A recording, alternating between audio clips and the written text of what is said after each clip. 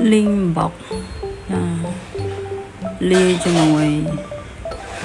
ní cái kia linh cái kia cream sẽ đẩy đầy sẽ chụp hát sạch cỏ linh ní bọc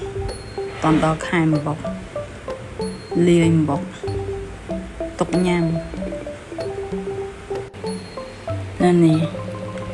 đặt choគ្នាទាំងអស់មកហើយយើងច្បល់វាឲ្យសព្វទៅដាក់ប្លោទុកញ៉ាំបានយូរអានេះគួរតែធ្វើទុកតដល់ខែអំបុកជាពិសេស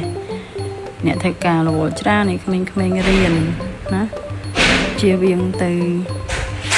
ទិញរបស់នៅខាងក្រៅញ៉ាំហើយយើងអត់ដឹងរបស់គេយកមកលក់វាខូចគុណភាពឬក៏មានបញ្ហាដាក់គីមីអីអត់ជាពិសេសនោះអ្នកចូលចិត្តញ៉ាំមីកញ្ចប់ពោតែគិតមកញ៉ាំអានេះវិញព្រោះវាមានរដូវហើយធ្វើទុកអត់បានយូរទេយើងញ៉ាំឆាប់អស់វាស្រស់វាថ្មីវាល្អសម្រាប់សុខភាពយើងចានេះលេរួចរាល់ជាស្ថាពរ